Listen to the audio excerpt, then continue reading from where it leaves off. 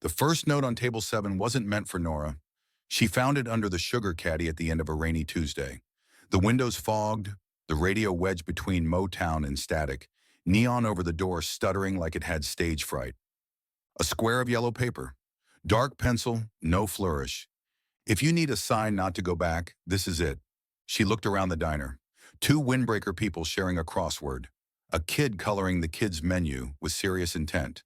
A student asleep on a textbook. No one watching her. No one claiming the words. Sonia, the waitress with hoop earrings and saint-level patience, poured coffee that steamed the cold out of Nora's hands. "You look like a slice," Sonia said. "I do. It's not a trap, it's pie." "Cherry?" "Cherry," Sonia nodded, like a doctor writing a prescription. Nora slid the note back where she'd found it and pretended not to think about it until she was home, when she stuck it to her fridge with a magnet beside a dentist reminder and a photo of her mom at Coney Island, hair pinned like joy. A week later, she sat at table 7 on purpose. Under the sugar, another square. "You didn't come back. Good for you. If you did, I owe you coffee." She smiled in spite of herself. Flipped it, wrote with the shy pencil on the counter. "I came back, but I'll let you pretend I didn't." 2 days later, "One truth about yourself, no bio stuff. I'll go first. I'm good at leaving rooms before they get sentimental." She thought for 3 seconds and wrote fast. "I order more food than I can finish because it makes me feel like I live with friends who'll take the rest home." And then no names beyond letters, no jobs, no faces. The rules wrote themselves. The notes multiplied, tucked under napkins, taped beneath the table lip, once folded into a tiny paper crane. Confessed he loved old diners and minor league baseball, once paid rent with a carpentry gig when a film job fell through, kept a list titled "Due on Tuesdays." Nora admitted she edited documentaries, story mechanic, had a guitar she hadn't touched in years, and bought plums from a man named Angelo because he told every customer they were his favorite and somehow meant it. They started leaving assignment dares with the notes. Sit at the counter and order the opposite of your instinct. File report. Opposite of instinct is hash browns extra crisp. Instinct is pancakes plus apology. Verdict. Opposite tastes like confidence with salt. And during the next thunderstorm, phone off, walk 3 blocks. Listen to what you usually drown.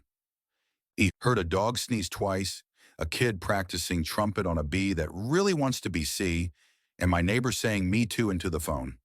Verdict, I'm loud by accident. Will attempt quiet on purpose. Spring arrived crooked but determined. The diner got a new espresso machine that coughed like a small dragon and a plant that tried to die 3 times before deciding, fine, living. Tourists returned to the boardwalk. The Ferris wheel rehearsed its lights at dusk. On a Wednesday that wanted to be June, Nora came late, eyes grainy from a rough cut, hair still damp from a shower. Table 7 had a note waiting. Fixed a bench today. Okay, I held the boards while a retired guy with better instincts than me fixed it and told me wood doesn't argue. It waits for you to listen. Bench is better. Made me want to stay. Relief moved through Nora faster than caffeine. Sonia poured silently, clocking the temperature of her customer the way good waitresses do. "You two ever going to say hello like faces?" Sonia asked later, topping the coffee. "You know about kids leave crumbs," Sonia said, amused. "I sweep. Not my business. But I've seen worse ways to be hopeful." Notes stretched longer. Tiny objects appeared. A vintage bus token, a guitar pick, a Polaroid of the ocean labeled Thursday 7:12 p.m., trying to be a metaphor. And then the twist. One Monday in July, the neon didn't stutter. It was off. Brown paper on the windows. A typed sign, closed for renovation. "See you soon, we promise." Nora knocked. Sonia opened. "Not closing," Sonia said, reading her fear. "New lease, fresh paint. 4 weeks." 4 weeks felt like a cliff. Sonia pointed to a corner of the window where an envelope was taped from inside. For N. Inside, a lighthouse postcard, handwriting slanted like it was written on a bus. Didn't want the table to do all the work. For the next 4 Tuesdays, proof of life goes to the boardwalk bench by the carousel, under the third slat from the left. I'll be there an hour after sunset. Not to look for you, just to be the kind of person who shows up. The first Tuesday, Nora didn't go. She walked past at the wrong hour, heart loud, feet stubborn, told herself she was being wise, fear wearing a nice coat. The second, she went at sunset with an envelope, a ticket stub from her last show years ago, back when songs still believed in her. She slid it under the third slat and sat at the opposite end of the bench, pretending to scroll. A man sat down a few feet away. Dark hair, worn jacket, a habit of checking the sky for permission. He reached under the slat without looking at her, pocketed the envelope like a bird that might spook, stayed 20 minutes, and left toward the Ferris wheel. She didn't call out. She watched him go and felt something in her click into place. The third Tuesday, she found a sanded wooden rectangle under the slat, just the size of a 7-inch record sleeve. Pencil on the back, for music you haven't heard yet. She hadn't told him about the dusty turntable in her closet.